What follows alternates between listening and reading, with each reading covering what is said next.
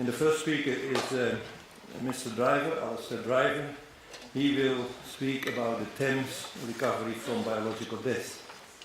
Mr. Alastair is a National Conservation Manager and one of the most experienced river and wetland conservationists in the UK. He became the first ever conservation officer for the Thames catchment in 1984, and since October 2002 he has been National Conservation Manager, overseeing a team responsible for all conservation policies and procedures for the Environment Agency in the UK. He's also an international biodiversity advisor for the Commonwealth Secretariat and an ambassador for the International River Prize, and he's going to tell this by himself as well, once the Thames won the International River Prize. Alastair, may I invite you to give the presentation?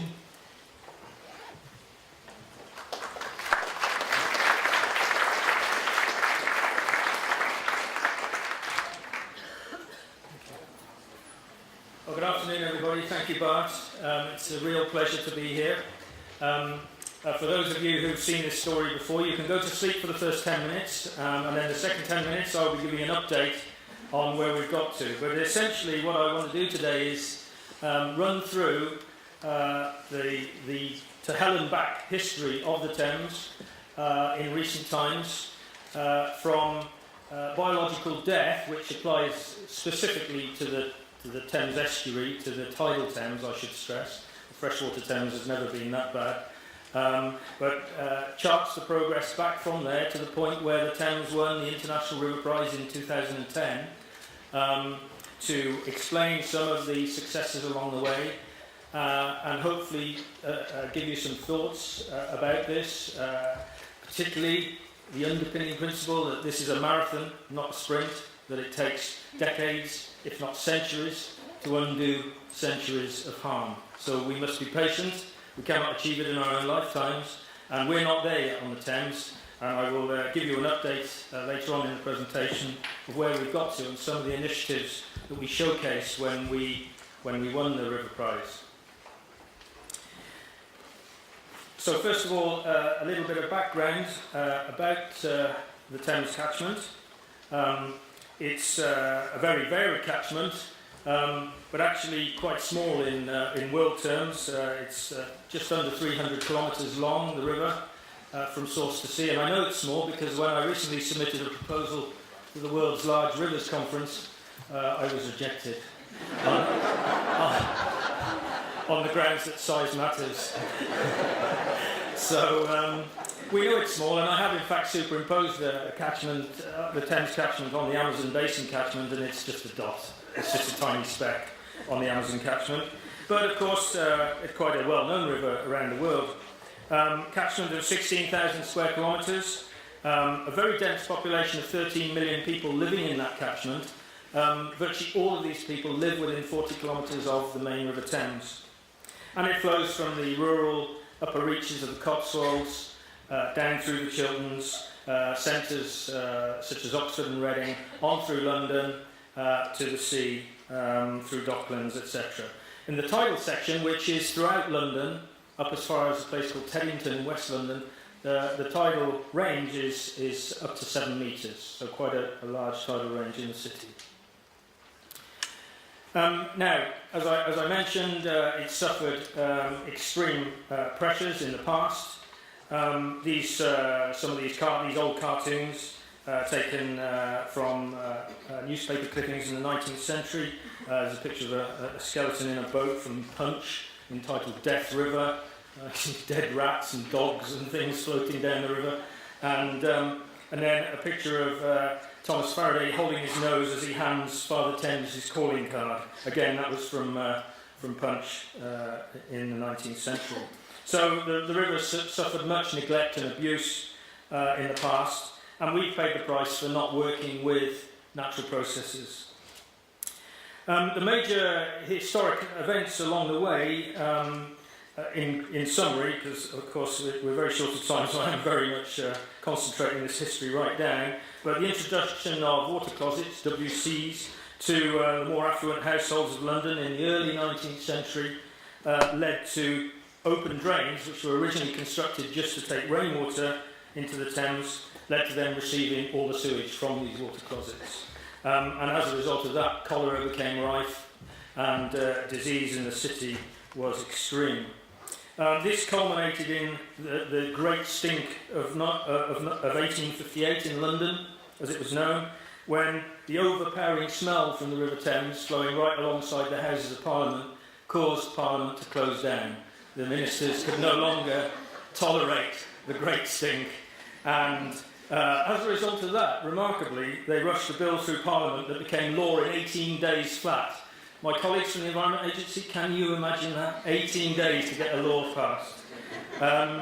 And that was a law which provided for the construction of a massive new underground sewer system throughout London. And 150 years on, that sewer system is still there and still used. And we'll come back to that later because it does present us with some problems.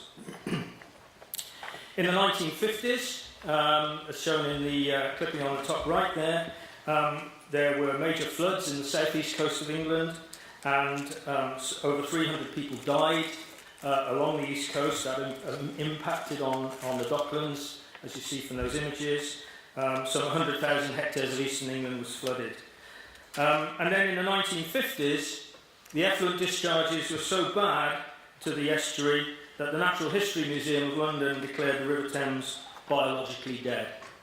And that was probably the bottom of the curve, as it were, in terms of the Thames's quality history. So, a quick run through the recovery. Well, essentially, improvements to sewage works in the 60s ended the regular dumping of raw effluent into the river. Tighter regulation on industry helped as well. And by 1974, salmon started to be found in the Thames for the first time in 150 years. Salmon itself is not a 100% success story, I hasten to add, although there's an image of them there. There are big problems with Atlantic salmon, as many will be aware. And actually, sea trout is a better iconic salmonid species for us to feature, because sea trout numbers in the Thames are now reaching the highest levels for 100 years. So that is a genuine success. Salmon, not so good. The chemical quality of the rivers within the Thames catchment rose from 53% at good or better in 1990 to 80% in 2008. And we had additional benefits such as the recovery of otters. Otters are now found throughout the Thames catchment on all suitable rivers. Even a few years ago I celebrated because I found out that an otter had been run over in London and killed on the road. Now that's sad, but it's good news as well because it means they're around. So otters are now back, and that is a genuine success story. But our submission to the River Prize stressed that we're not resting on our laurels in this, and there is still quite a long way to go. And in order to tell the story of the Thames, we showcase 5 contrasting initiatives that help to emphasise how we're tackling all the major pressures that affect the catchment. The first of those 5 initiatives is entitled Catchment Sensitive Farming, and this aims to promote sustainable agricultural practices with landowners whilst allowing future demands for agriculture to be met and protecting the environment at the same time. And although the Thames, as I mentioned earlier, is extremely densely populated, in fact 35% of it is classified as arable farmland and 19% as agricultural grassland. So a large proportion of the catchment is still agricultural, and it's important that an agricultural industry is maintained in order to ensure that we have a high-class environment and a rural economy that is vibrant. Some of the stats that help to emphasise the impact, though, that farming have on the natural environment in the Thames include, for example, the fact that 25% of the phosphate, 60% of the nitrate, and 75% of the sediment can be attributed to farming and forestry. So there are big impacts on our system here. And 80% of the drinking water failures were due to agriculture back in 2010, mainly through pesticide use. So the cost to society of poor agricultural practice, as it is in many other parts of the world, is huge. So we have embarked on this initiative of establishing catchment-sensitive farming officers in all significant catchments. The different colours on the map that I show you the different areas that various catchment officers cover. Not the yellow bit, that's London and various other towns, but all the other colours represent areas of catchment-sensitive farming. And these officers encourage changes in behaviour and practices through having workshops and seminars with farmers, sitting around the farmyard the farm table, spending time drinking tea, talking to farmers, talking to their sons who are going to be taking over that farm sooner or later, and persuading them that maybe there are other ways, often that benefit the economy of their farms, that they may manage their land. They've also established steering groups with agencies and NGOs, etc., and farming associations, and also developed a network of champion farmers to promote the initiatives amongst their peers, having on-farm events, demonstration events, etc. That's where we were a few years ago. I'll come back later to progress since then. The second of the 5 initiatives was all about the principle of promoting biodiversity and amenity and environmental multifunctional benefits through flood risk management. We in the UK are suffering more extreme rainfall events. There's no doubt about that. We're also conversely suffering more extreme drought events at the moment. But there is still a big push to deliver flood risk management. This particular project, the Jubilee River Flood Alleviation Scheme, which is near Maidenhead and Windsor. In fact, if you look under Bart's, just above Bart's glorious photo in the forward of the brochure, you will see a sunset image of the Jubilee River wetlands with Windsor Castle on the horizon.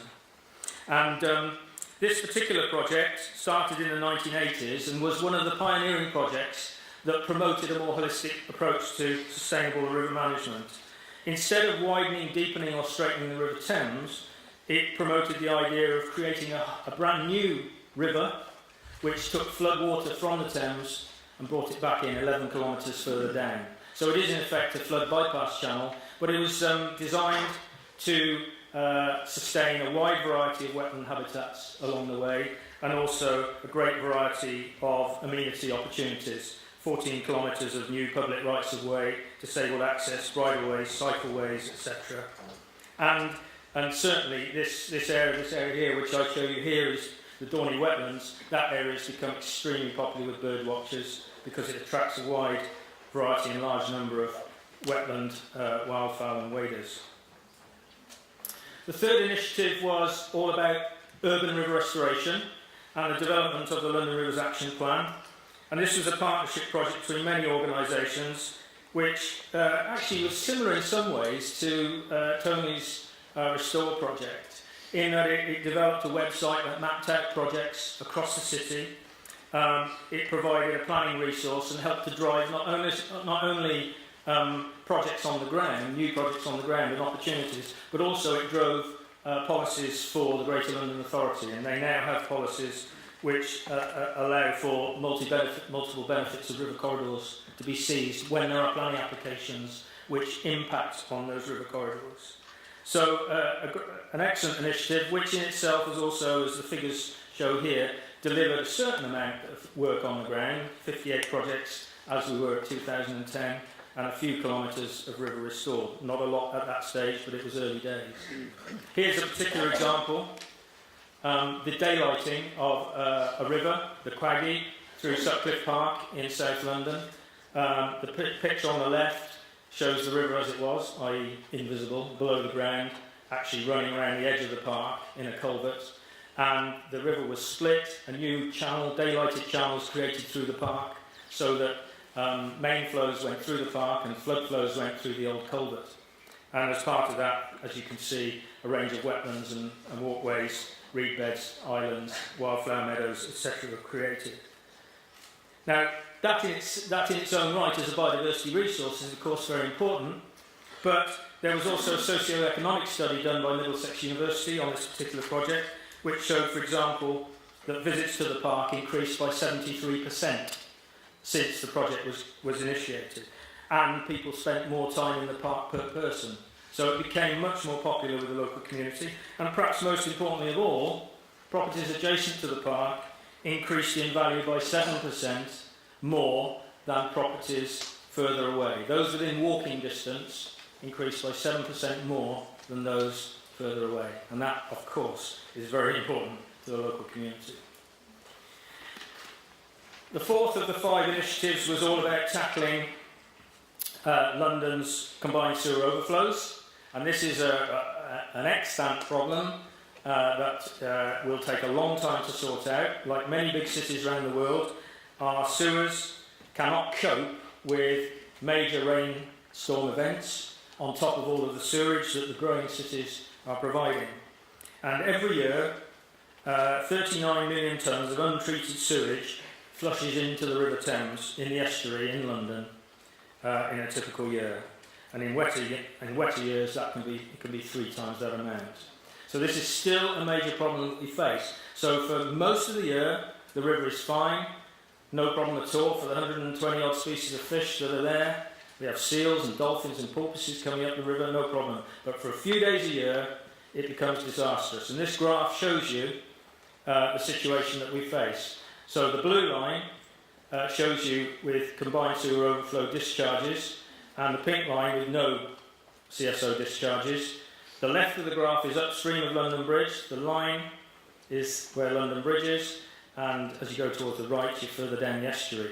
And you can see that with no CSO discharges, there is a general decrease as it passes through London, but it doesn't get anything like as low as it does in terms of dissolved oxygen with the CSO discharges, where it gets down to virtually 0 just upstream of London Bridge. So that slug of anoxic water is a major problem for the river. And of course, it's not only a chemical problem, but it's a visual problem. You know, you have raw sewage in the river, and recreational users on the river, which are an increasing number, obviously are very unhappy about this. So the solution proposed is to construct a huge tunnel which stretches for some 30 kilometres below the bed of the River Thames, from west of London right the way down to a sewage works alongside the estuary at Beckton. There's also a separate tunnel, short section 7 kilometres long, which is called the Lee Tunnel. And these will collect all of the CSO overflows and take them to a new improved sewage works at Beckton.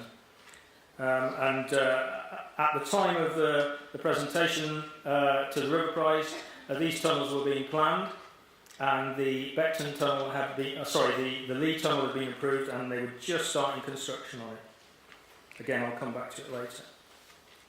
And finally, the final submission was all about tackling climate change in the estuary, how we're adapting to sea level rise, and helping to protect over 1 million people and £80 billion worth of property value from tidal flooding. And that particular plan looked at a strategy over the next century. It was very long-term planning, that's hence 2100, and it came up with various proposals for different periods which told us what we need to do and when we need to do it.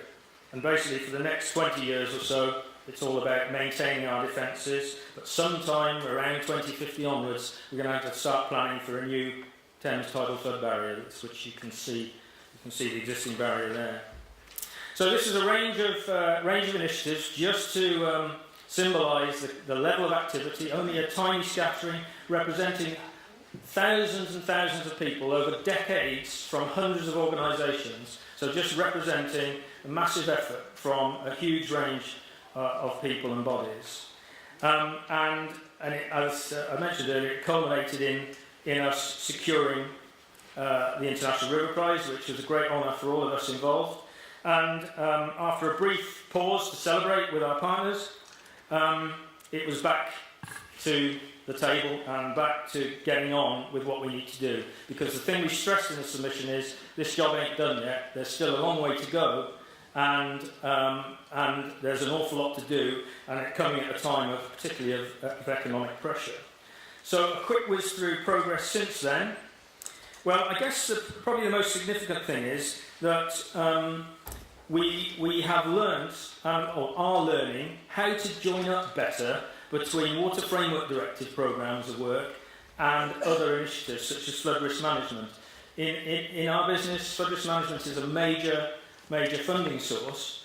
But we need to bring these things together. We need to bring our programs together. As Bart mentioned right at the beginning, you need to do that from the start. You can't just join them together afterwards. These two are a couple of examples from the Thames catchment of how this is being done. So the top picture shows you a wetland creation, where both programs funded the project because it was creating wetlands which benefited biodiversity and provided amenity for people, close to a sewage works, close to an urban river, or an urban fringe river, where there were water quality benefits and flood risk benefits. The one below shows where the same programs of work teamed to create a bypass to an obstruction in a river channel, a weir on the upper Thames, in the rural reaches, which enabled the creation of new habitat and fish passage rather than just constructing a boring concrete fish ladder. So they're just a couple of examples. There have been a further 228 habitat creation projects since 2010 in the Thames at a total cost of 22 million, and that's delivered some 110 kilometres of river restoration. However, despite all of this effort, we are not yet seeing the change on the ground. And this is a really important point that we all have. We have to get used to this fact that we will need to be implementing a very significant amount of this kind of work before we start to see change on the ground. We need to be patient. Actually, the status of our water bodies has gone slightly backwards in that time frame. We have 19% of river and lake water bodies in the Thames catchment at good status. Now that's a slight decrease on where we were back in 2008, 2009 when we last measured it. But we must be patient. We are implementing the right measures. It will take time for the natural environment to respond to those changes. And we must not be despaired by that. In the meantime, working with farmers is the most important initiative that we can concentrate on in rural areas. I believe the single biggest problem we face at the moment, it's not silt in rivers, it's topsoil. It's topsoil from farmland in our rivers. Certainly in the UK, probably the same in some other Western European countries. Farmers are pouring money onto the land to fertilise their ground, to enrich it, to grow crops and livestock.